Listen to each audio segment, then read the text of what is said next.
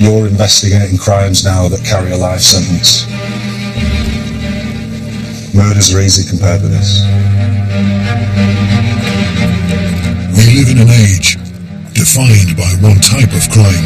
A man's been charged following a rape in Manchester city centre earlier. Police have begun a formal criminal investigation into the Jimmy Savile child abuse allegations. Grooming, rape. These crimes carry the harshest sentences, yet have the lowest conviction rates.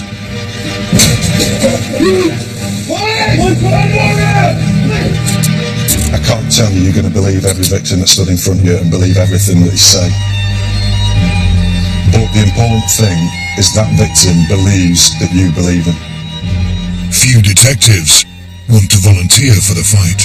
You're always thinking, I've got to get this right. You've just got to keep going, moving forward to the next case. The word that I would use is relentless.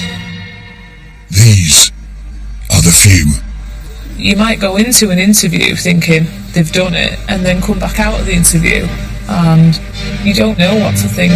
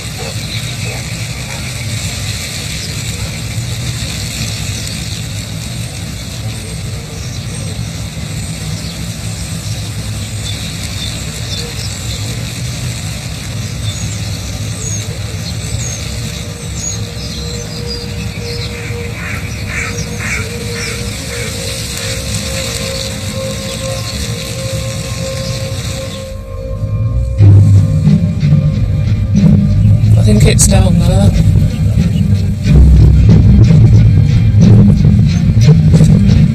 That's the kennel, yeah. That's where she's walked off, yeah. From here, that's where she's gone and he's dragged her off to the right hand side.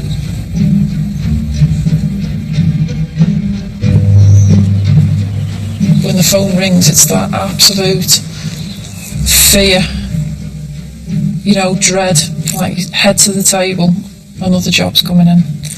How am I going to deal with this? Because you've got to deal with it. Nobody else is going to do it. You want to know who that individual is as quickly as possible. You want them arrested as quickly as possible.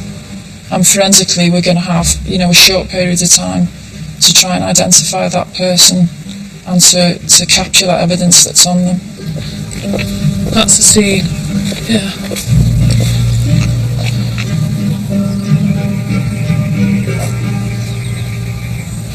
You've got flats there that are directly overlooking the scene. You've got flat here, or house here. Took a huge chance grabbing hold of a young girl. Bearing in mind she could have screamed, kicked, done whatever she wanted. He didn't know how she was going to respond. And drag her through that open area there when there's so many windows overlooking it. Hiya, is it John? Hiya, I'm Kim, yeah.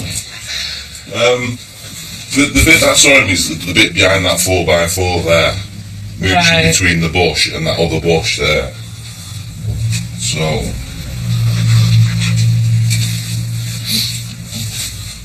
So, which side of the fence was he on, man? he's on the other side of the fence. Right. That's why I could only see him sort of from the chest up, only have no idea what he was wearing from that sort of bit down. And how long do you think you were watching him for? For the exact length of time it takes me to smoke a cigarette. I'd have gone down, in all honesty, but I'd been up about 2 minutes and I was stood in my undies and I was just stood there having a cigarette and I thought, what's he up to? And because he was acting so suspicious, that's why I watched him for that amount of time. And, you know, he just wasn't acting right at all. He looked like he'd either done something or he was going to do something. So, but I thought it was cars.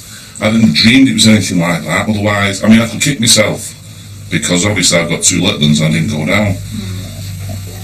See, he was looking everywhere apart from up.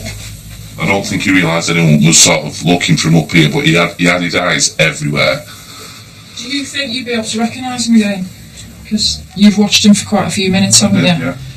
And I think you said you had a really good look at his face. I did. Right. I mean, I watched Britain's Got Talent the other week, and you see that little lad who had the balls, I don't know if you watched it, Yeah. but he had a really big forehead, didn't he? Yeah. To me, he looked like that. So it's a distinguishing feature, isn't it? It's like so that's the only, because he reminded me of that little lad. So that's the only reason I remember the forehead, to be honest with you.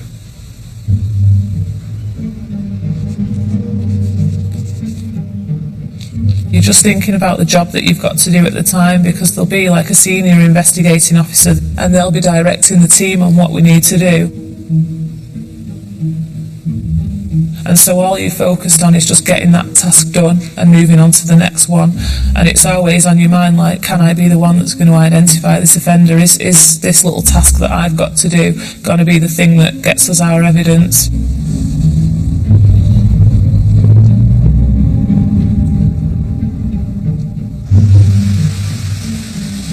Joe and Kim belong to the Serious Sexual Offences Unit, based in Rochdale. A team of detectives from the unit is now working with them on the case. It's what we call a Cat A rape. It's a manhunt. It's quite exciting. It's awful, but it lifts you. You want to work really hard to get that person in. Christine has returned from interviewing the 13-year-old victim. To get something out of a young girl that's had something traumatic like that done to her, it's quite hard to do. At first she just gave like a brief account, and then you've really got to like go into each bit and get as much information out of her as we could. Well, she was on her way to school, walking down the path, and she remembers a man coming past her, and then this man grabbed her and then said, if you don't do what I say, I'm going to kill you. He then put a bandana round her eyes and then committed a sexual act on her. I think it was only a few minutes, because I think at one point he may have been disturbed and he's moved on and left her there. At first she just said she was blindfolded, and then when we found the scene, we found like a pair of knotted socks together, which were the colour that she described. She described his clothing, and for something that happened in such a short space of time, she gave us quite a lot of information. Christine and the team are a new breed of detective, specially trained only to investigate serious sexual crimes. Their unit, the SSOU, is Greater Manchester Police's first dedicated rape unit. The people we recruited were really hungry people, as in, I don't know how to do this. Tell me how to do it, show me how to do it, and then I'll do it. This is where they start their detective journey. The ones that have come through us as trainees, they've had a very different start to their careers as detectives, and they move on to do whatever they want to do. But they will have a set of skills that you can't get anywhere else. The ABC of being a detective is shoot nothing, believe no one, check everything. But if you treat a rape victim like that, you've already gone horribly wrong, and that's why it's a specialist.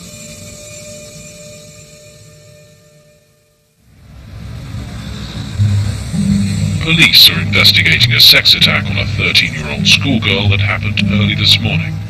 They're appealing for anyone with any information to come forward. The number of rapes reported to GMP has almost doubled in the last 2 years.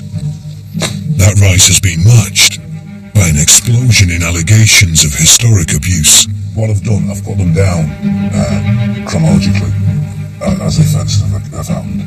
One of those cases is being investigated by two of GMP's most experienced detectives, Rod and Carol. Yes, so it was arrested 2012. Yeah.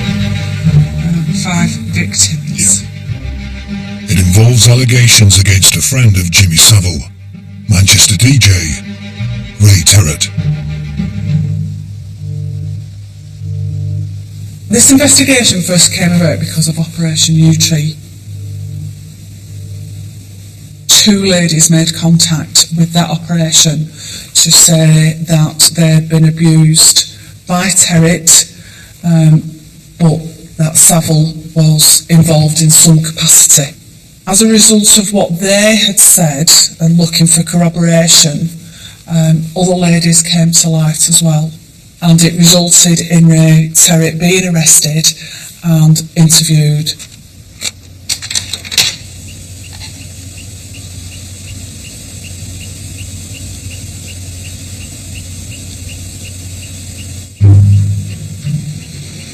Okay, so the tape's rolling now, right?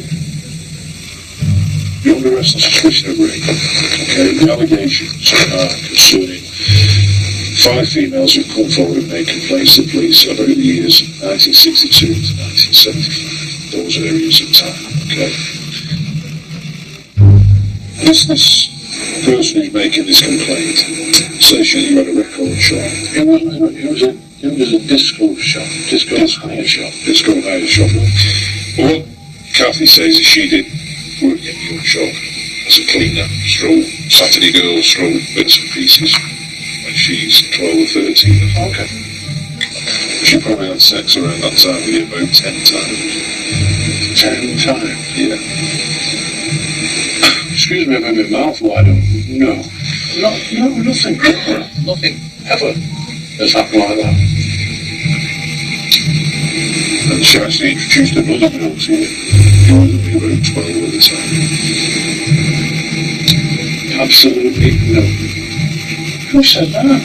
This is this girl who's made it come forward now. Is she mentally ill? No. Okay. So, around this time, have you ever had sex with any underage girls? So I don't know. Sexual underage.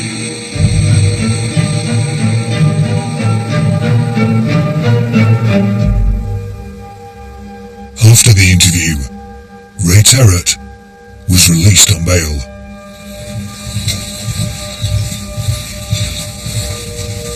A team of 15 detectives joins the investigation, now known as Operation Canute.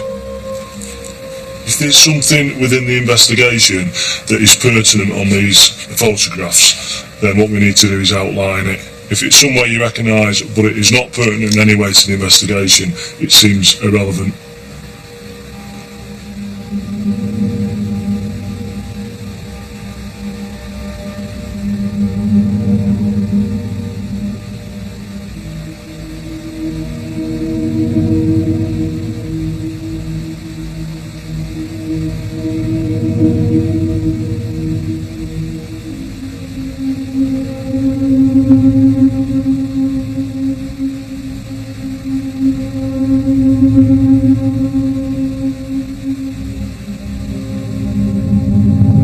This type of historic investigation is new territory for Rod.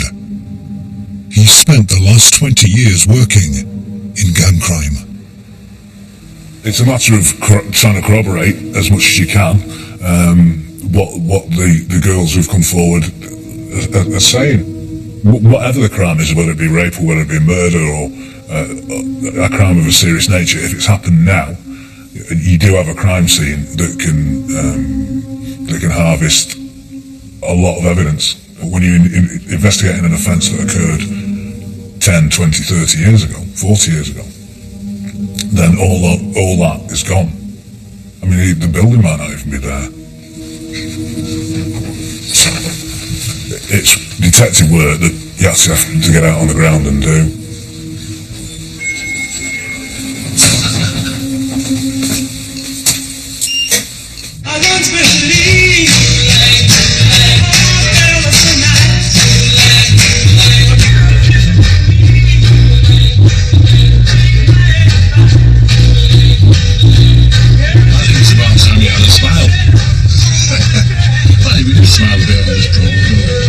We do really, the way Terrence shows keeps on moving thought I should tell you, by the way, if you miss one of the shows, it's okay. All the radio programs that I've ever done are on my site. And this one is number 19. Number 17 was about Jimmy Savile. We've driven down to Sussex, to Worthing in Sussex. There's a witness that's approached the inquiry, whose father was a police officer during the 70s and 80s. Having spoken to him, it transpires that he worked for Terror for a short time as a DJ. I don't know how much of what he can tell us is going to be evidential, but he suggests his motivation is he's doing this for his dad. So what did he know about Terror? He knew that Jimmy Savile had been investigated at least once or twice. In the course of that, they investigated Terror as well. Right. Do you know when and for what? Initially for hanging around school gates, Terror. Right. Eventually, Ray Terrett came up with the cunning plan about having a junior disco. Do you know what the age limit was for that disco? Under 16s, I think it was. He timed it so that mothers could go to bingo at the front. Right. The kids could go to the disco at the back. So along those lines. Right. And what was the makeup? You know, in relation to how many girls, how many men? Mostly young girls. How young? Would you Well, younger than me, and I was about 19 or 20 or 21. So they were 14, 15-year-olds, definitely. Right. Did you ever see or witness Terrett doing anything? Or? Not personally, no. He was a bit sly. And the one time I knew Savile was there, it was in the summer, the window was open, I was emptying the van, and I heard Savile say, "Who's that?" I assumed Ray Terry said, "Oh, he's Pete, one of the roadies." And Savile said, "Get rid of him." You mentioned something about names being written on the wall. Yeah, there's 3 charts. 3 charts? Yeah. That was all young girls, not girls' names. Right. Initials for schools, phone number, various stars next to the names. Stars? Yeah. Right. i.e. 5-star, 4-star, whatever. And what time was best to call them. So I'm assuming that was when the parents weren't about. Well. Okay. Okay.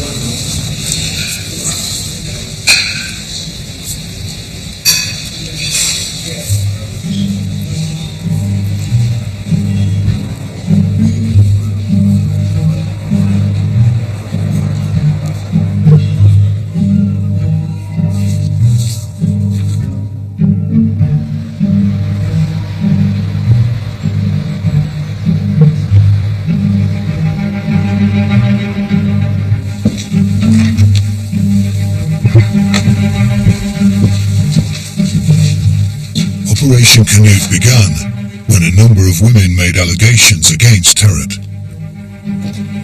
One of the first to come forward was Kathy.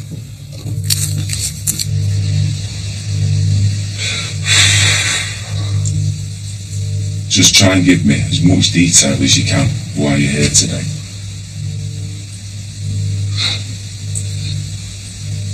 I found myself getting churned up because whenever you see Savile on the television or the radio, the mannerisms and stuff, it reminds me of Terror, a lot of it.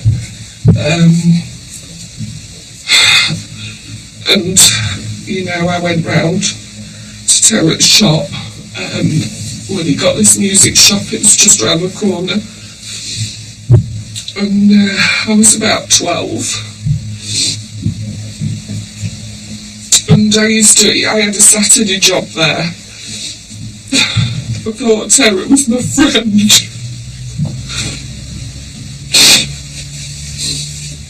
I kind of trusted him as a friend.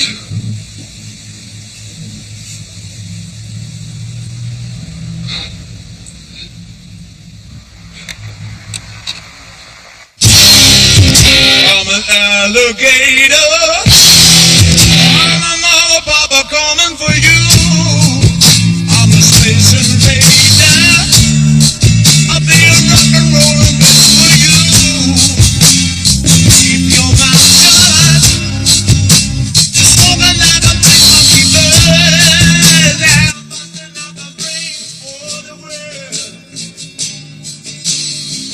What were you like as a young girl? I used to love music. Music was my passion.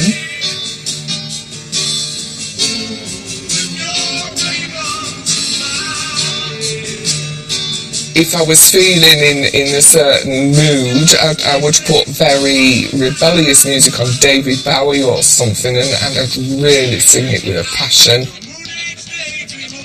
So, a tomboy, most definitely a tomboy. My mum tried to do my hair once for me and was very disappointed that I went straight out to the rugby pitch and got all mucked up again. I used to spend a lot of my time upside down. I used to love gymnastics, so I was constantly, I think my mum used to despair because I'd be hanging over the banisters just by my fingers quite often, and I'd be there for hours singing. And so, can you remember the first time you'd heard of Ray Terrett?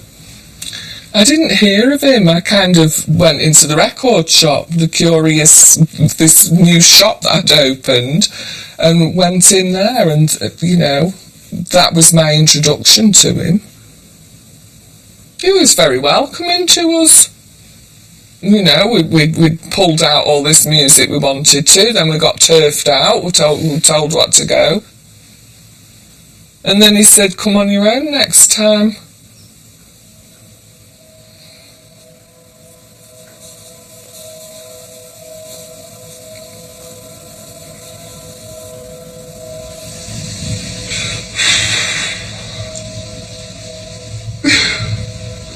I can't remember what the deal was. There's some records or something. If I brought a friend round, I don't know.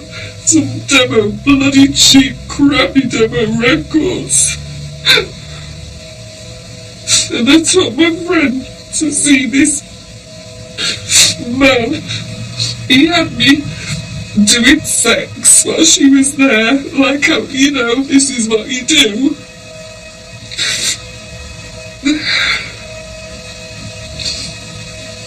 And when he'd finished, I just went home.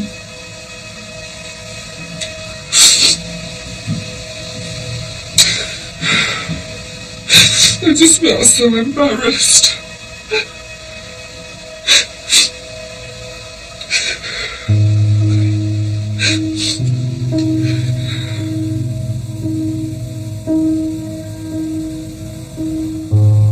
We will do everything we can to find evidence to corroborate what she says. But at the moment, it's one word against another. So we very much need to start looking at to increase the investigation to trying to get corroborative evidence. Now, she talks about being encouraged to bring her other school friends, and she is able to give us the names of those other school children. These people will absolutely corroborate what Kathy is saying, and if we find some of these people, we may in fact uncover other victims. The whole neighbourhood had suspicions of what was going on. He was so blatant. People in the shop saw it going on. If anyone would have opened their eyes, it would have been spotted. Would you be able to draw a planned drawing of his flat, his music shop? Try my best. With where all the different bits of furniture. Yeah. Okay, you come up the stairs, right, into the hallway. In the hallway, it had all along in the walls, in the hallway, it had all the phone numbers, pictures, all sorts. It was just like graffitied walls.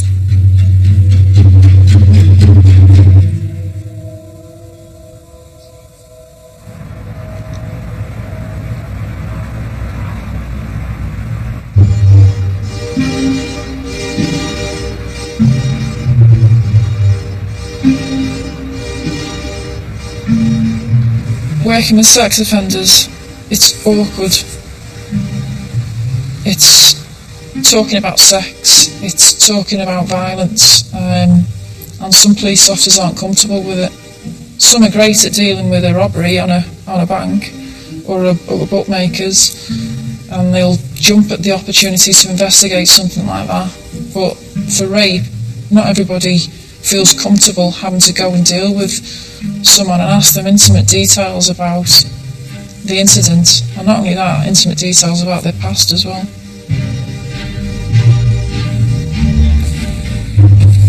Police have released a description of a man they wish to question in connection with the rape of a 13-year-old schoolgirl. He's described as 5'8" in height, medium build, and wearing a pale blue vest top and camouflage shorts.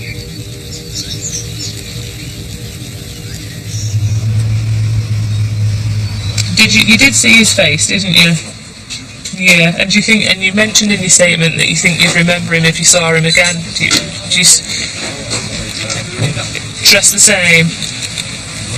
Lovely. The team investigating the case of the 13-year-old who was raped has uncovered a new lead. There's a lot of media attention with this one. It's a 13-year-old girl who was walking to school, and we've come up with a chap who's in an obvious agitated state, saying, "The lad you're looking for is my best mate. He was with me up until 5 o'clock in the morning of the job. He was wearing a blue vest and 3/4 khaki shorts, and he phoned me at 6 minutes past 8 saying, if anybody asks, I was with you till 9 o'clock.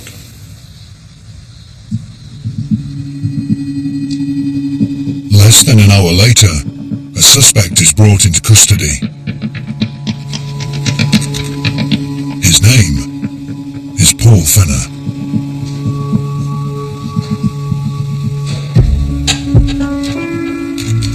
Have you seen the offender?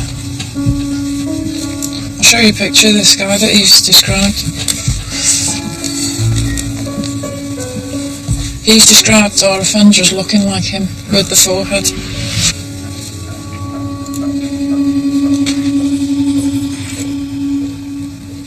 It's spot on, yeah. Just really, really good likeness. Yeah. So we put that in a statement. That's right, yeah. If somebody's in custody, what I will ask my staff to do is go and get a first account. And when I say first account interview, it's literally switch that tape on and ask them a big open question and let them tell you what's happened. There is that temptation and urge to go in and say, look, you know, this is what we've got. Not waste any time. But we let them give their version of events first and let them say what they need to say. And then we'll switch that tape off and come away, and then we'll carry on the investigation based on that. Joe brings in detectives Christine and Steve to interview the suspect.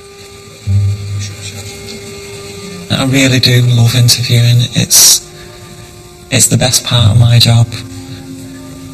Steve was a trainee, but he asked could he go lead, which is good. You know, he wanted to take the interview even though it was a big interview. Even though I really wanted to do the interview. People don't realise just how much detail we go into when we're conducting the investigation. We'll find out whether you're telling the truth or not. I've actually had a lad pull his legs up to his chest and turn around in the chair so that he had the back of the chair facing me as some form of protection against what I was saying to him, because he knew that he'd been caught out in so many lies. If you come to the police, you tell lies, you're not going anywhere.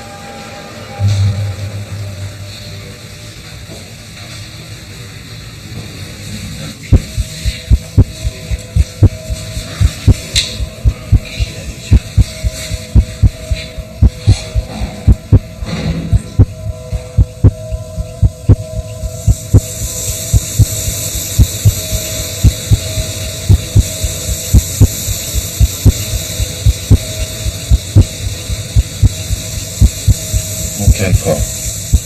I want you to build a picture for me of what your movements were leading up to the morning of this event.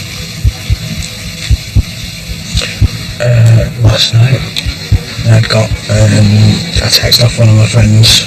His mum and dad had gone away. He just said he was watching TV, he was bored, so I said I'll go round, chat to him a bit, because we both worked long hours. I'd left it at about 4:30. Then, as I was driving back, I'd seen a lad who I'd met a few times at a few friends' houses. I only know him as Moz. What's his name again? I just know him as Moz. Asked if he gave me £100 in cash, could he borrow me van?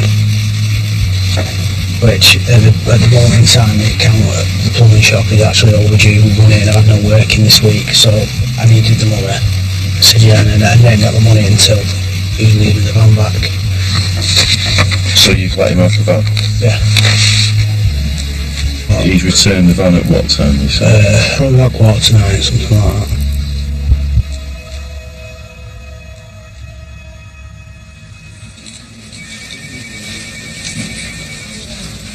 I've got the rape of a 13-year-old, the Jot Log 533 that come in on the 18th.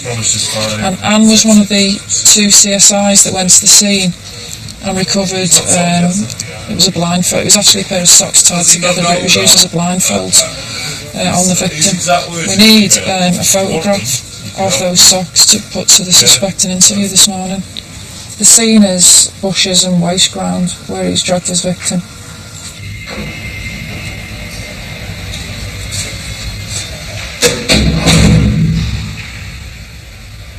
Paul Fenner's first interview is over. He starts off with his account. He basically says that he drives into Lee Town Centre, where he bumps into a male who he knows vaguely as Moz. He describes Moz, and Moz is pretty much the same description as himself. When he's asked to go into detail about Moz, he says, I just know him vaguely, don't know where he lives. But Moz asks him if he'll lend him his van for 4 hours. What's also bizarre is when he's asked about his clothing, he says that he is wearing a light blue vest type top. For some reason, he decides that he's chilly, so he takes the vest top off and leaves that in the van. He says when he gets the van back, he says the blue vest top is missing. Victim describes him as wearing this light blue vest top at the time of the attack.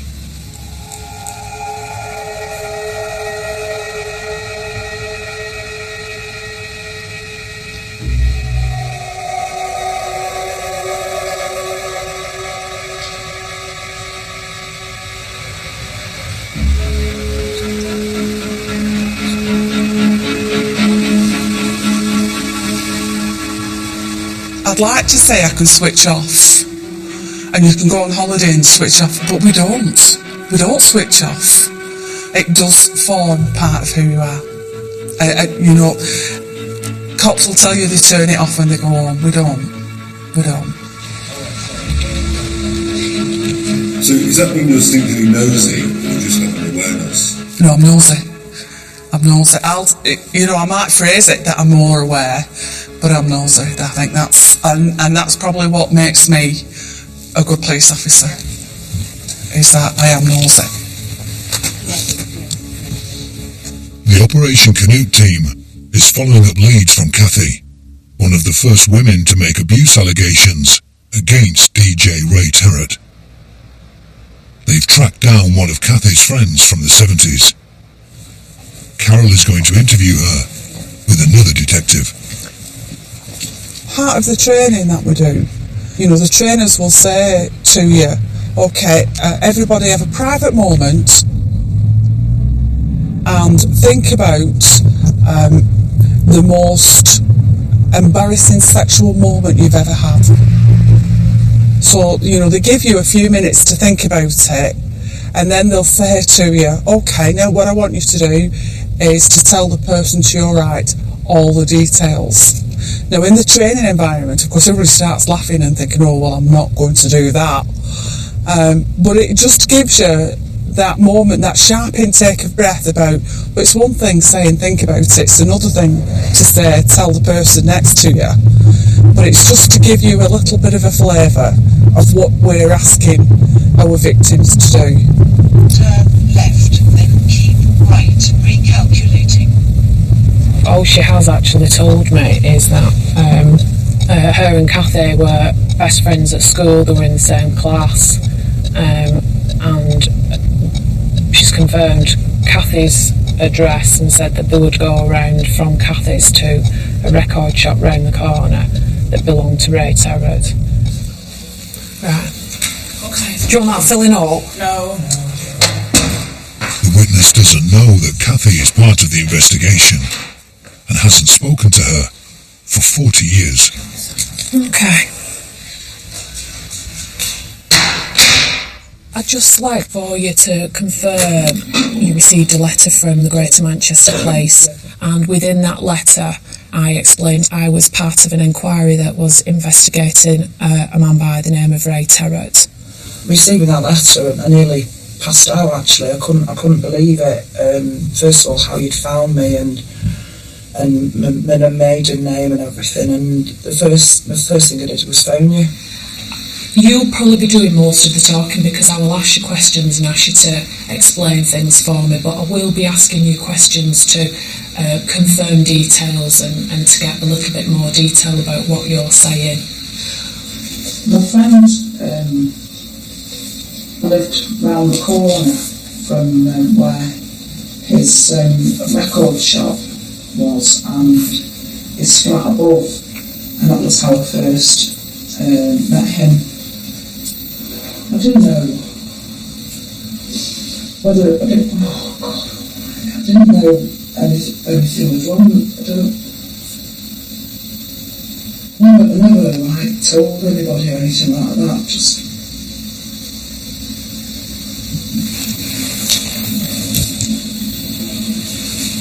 I know this is difficult. Try to tell me if you can. We heard other girls were going there as well. I think they were from the school up the road. You will see in her the turmoil of telling a story about when she was 13 or 14 to trying to justify it in her head now as a 50-year-old woman. Those conflicts, you can see them in her face. Didn't want to go in the record shop, then just used to knock on the door beside and go up to the flat. Just always something sexual happened there. Were you aware of anything else in relation to anybody else? Yeah, I knew stuff happened with Kathy as well. Did you and Kathy ever talk about what happened? We must have at the time, but I don't remember what we said to each other or anything like that. I think we just...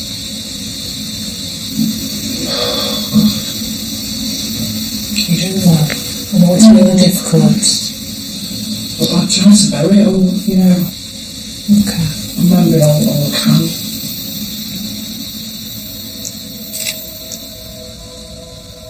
We do use the term building blocks in an investigation, and the starting block is the first complainant. The next building block will come from when you get another victim. When we find them, they have no idea how we had got to them. So we never revealed, we're here because X, Y and Z have mentioned you. So from there we got a very uncontaminated corroboration that this girl says I was groomed at the same time as this girl was, and each of them did not know that we'd found the other girl. I know this is difficult.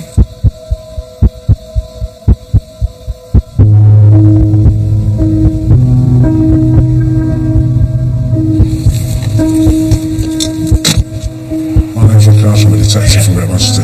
You got a couple of minutes? Yeah.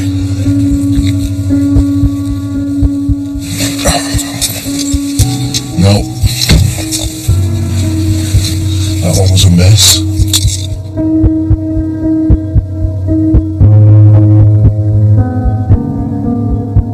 I can't tell you when it was, and I can't tell you what time it was or anything like that, but I'm almost certain in my own mind I've seen girls in his young schoolgirls from the grammar school in his car. Because they used to hang around that bloody record shop, you know what I mean? They were like flies round shit.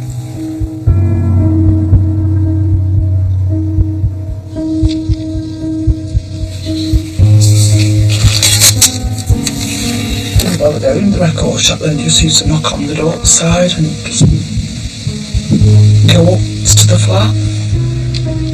Would you be able to draw a plan drawing of his flat? Try my best. You mentioned something about names being written on the wall, and that was all young girls, or girls' names. Okay, you come up the stairs, right, into the hallway. In the hallway, it had all along in the walls, in the hallway, it had all the phone numbers, pictures, all sorts. It was just like graffitied walls.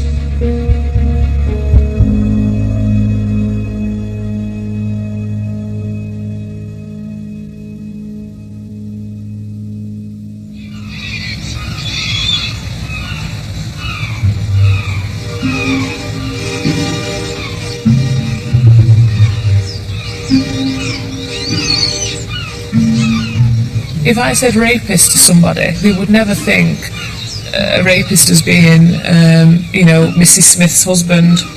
That would never be the perception. Before I joined the police, I always had a stereotype that sex offenders, that paedophiles, were sort of, they all looked a certain way and they looked creepy. But when you actually carrying out the job and you're in that world, there's such a broad variety. When a suspect comes in, sometimes we'll gather around the computer where in our intelligence system, and when they come into custody they get a photograph taken, and we'll load up the photograph and we'll all stand around the computer and we go, this is him, and it'll come up and be like, oh, he's a weedy little thing, isn't he? You sort of have an idea about what they're going to be like, and sometimes you're like, I can't believe that that they've done this. So it could be quite a shock sometimes.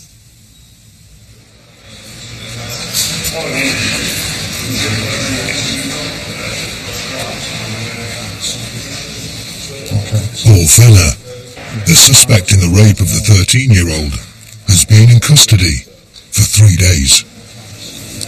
Hello, is that Mrs. Feller?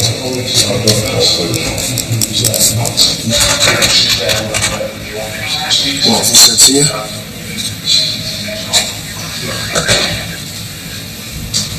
It wasn't me. Mum, honestly, I can't express it, it wasn't me. You know me.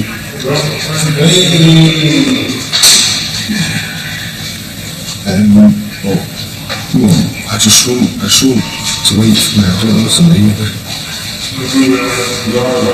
Well, she said, what did she know? Well, unless you don't. It's my mum and dad, don't mind it, is it? It wasn't me, no, I haven't cared, it wasn't me.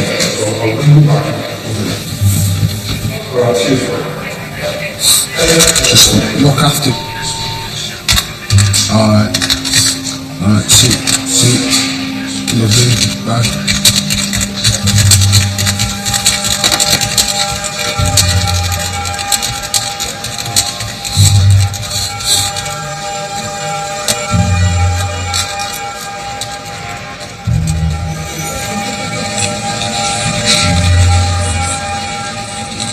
Joe has tracked down Paul Fenner's alibi. Moz, the man he claims, borrowed his van. So that takes us now to Joe's trip out to Wigan and trying to establish who Moz is, because we did some work on Moz, or Gary did some work. We went to the last address that we've got for him. Guy answered the door and confirmed that he'd gone on holiday a week ago on Monday, and he was due back next week. He'd gone away with his girlfriend and parents abroad, so he's out of the country.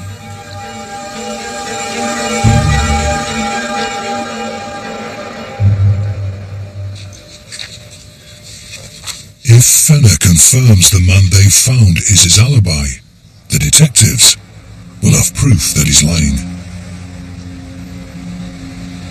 Just remind me again of the description of Moz, what he looks like. Sort of bird. Quite over the same build as me, if not skinnier. I'm saying height. Right, we left off there, and Christine showed you a photograph of a male. Is that like him? Yeah, it does look like him a bit longer hair, but not short. So that's Moz. Yeah, it looks like him. And is that the male that took the van?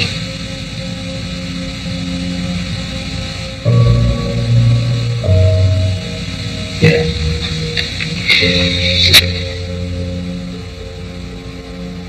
Got a picture of Moz during the suspect's interview, handed it to the suspect and said, "Is this the Moz you've actually handed the keys over to and used your van?" And he said yes. All I can imagine is once he's seen that, he's thought, "Yeah, I'll give him the yes, because that'll just throw him off the path, and they'll go and speak to him and try and trace him, and he's hard to trace and all that type of thing." They're the socks that were used to blindfold the victim. And they're quite distinctive. They come from a pack of 4, which Asda sell. There's an Asda store which is a 24-hour shop over in Lee. We've actually got footage of him coming into the store just after 4 o'clock in the morning.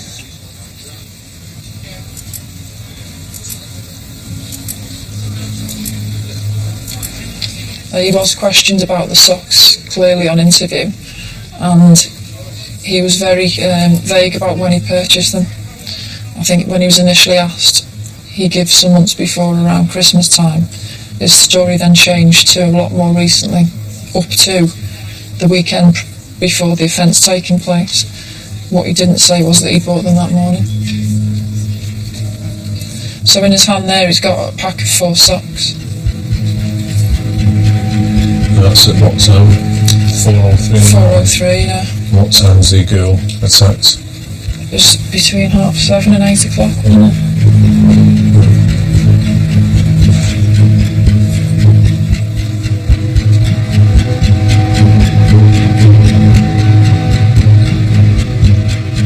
We've ripped your alibi to shreds. We've ripped everything we've said to shreds. Armed with the evidence, Steve and Christine enter the final stage of the interview, the challenge phase. That is when you hit all your inconsistencies, your lies. That's when we'll actually delve into that, and it's far more impactful to do that at the end of the interview process. If somebody's telling you a lie, then you will go into as much detail as you possibly can.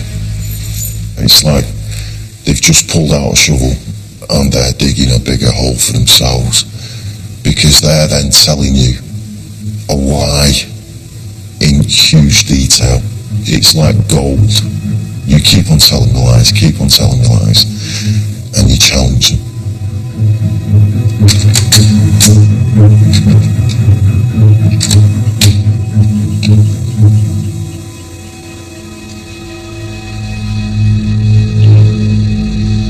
How do you account for the fact that the person you've identified as Moz and is the person you loaned your vehicle to on the morning of Tuesday the 18th of June is currently abroad and has been abroad for several days?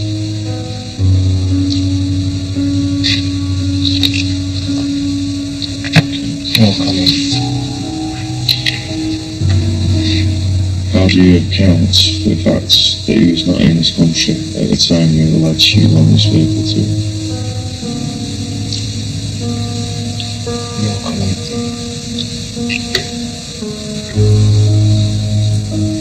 How do you account for the fact that the 13-year-old rape victim has had a pair of DC comic socks tied around her eyes at the same time as those pulled from your van?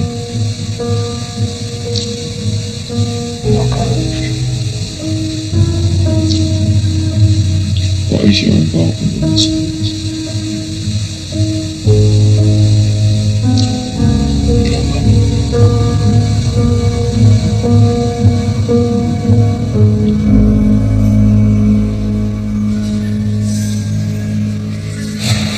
Right, Paul, listen to what the officer's going to say to you, yeah? Okay, Paul, you're charged with the following offences. You do not have to say anything, but it may harm your defence if you do not mention now something which you later rely on in court. Anything you do say may be given in evidence. On the 18th of June 2013 at Wigan in the county of Greater Manchester, committed an offence, namely forcing a 13-year-old schoolgirl to remove her clothing with the intention of committing a relevant sexual offence, contrary to section 62 of the Sexual Offences Act 2003. Just to make a reply to that charge, Paul.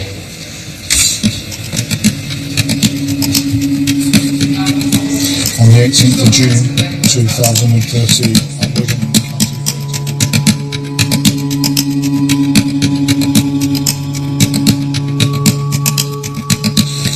Would you like me to contact your parents and see if there's anything that they can bring you? I'll speak to your parents and if they'll discuss this and it's alright with it, and see if we can get something.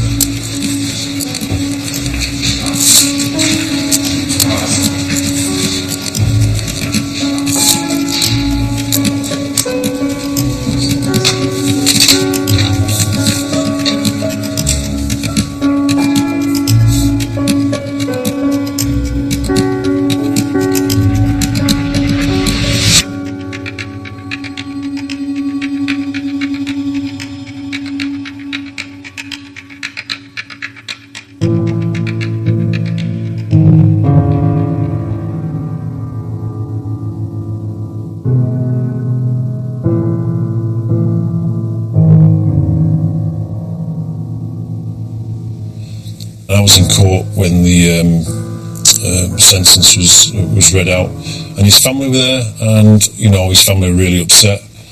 His mum was there, his dad was there, his brothers were there. They were all crying. The effect that one incident, one incident, what he actually decided to do, the effect of that was massive in terms of the victim's family and also the offender's family. The first time I met the victim, it was quite strange because it was as though nothing had happened to her. Mum and Dad found it quite hard that there was no tears, there was nothing. She just said, I'm going back to school, but weeks down the line it started to come out that there was anger there and then there was tears. It's quite hard because it destroys people. I don't think it ever goes away.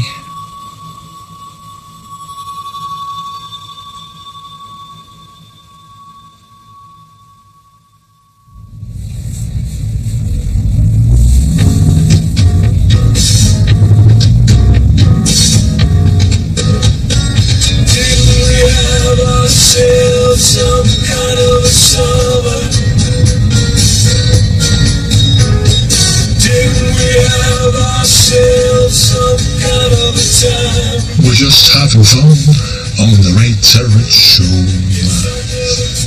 Right, what's your plan for the week? You going to work? Yeah, okay, that's normal. Have you made any plans for your future?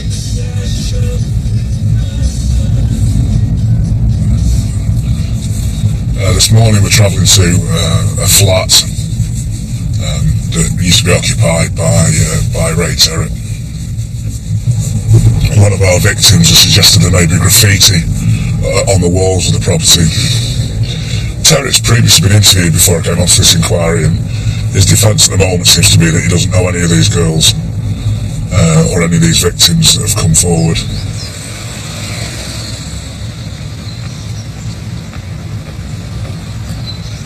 The property right now used to be a record shop in the mid-70s, and as you see, school children, schoolgirls walking past the property.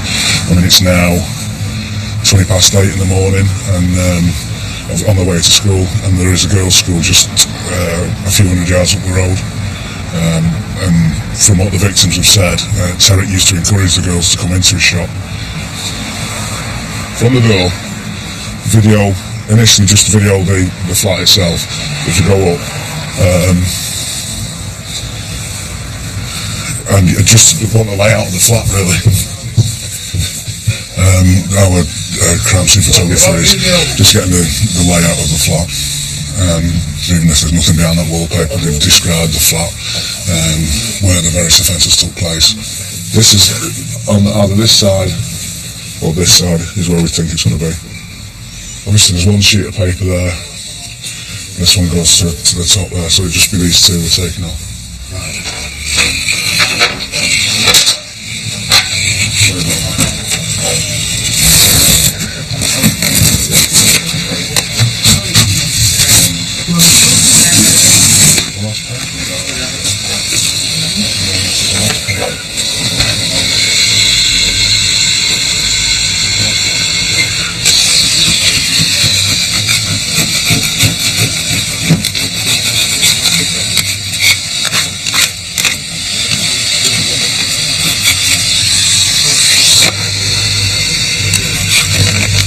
If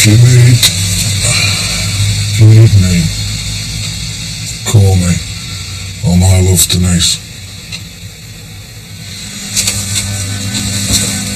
Wait for the still, I'll jump to carry on. No, carry on.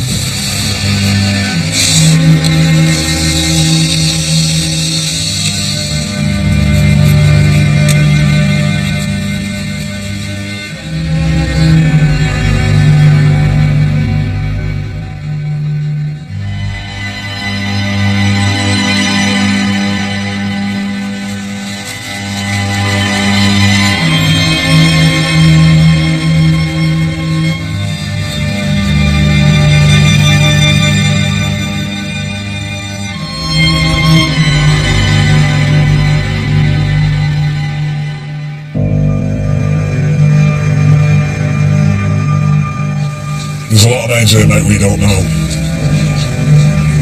There's at least 30 names on here. No, I'm not. Does that say Ray? Yeah. There's even a picture, a hand-drawn picture of that's got a net with fuzzy hair, of a bloke with fuzzy hair, with Ray pointing down to him, and you're good looking.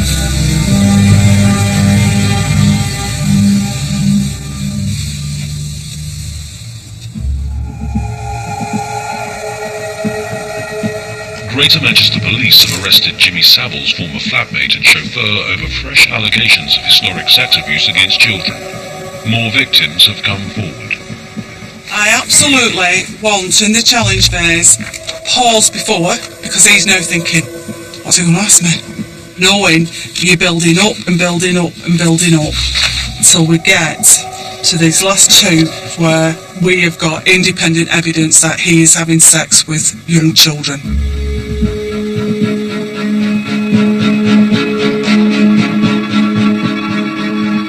For details of organisations which offer advice and support, go online to the BBC Action Line or call to hear recorded information on 0800 077 077. Lines are open 24 hours and free from most landlines. Some networks and mobile operators will charge for these calls.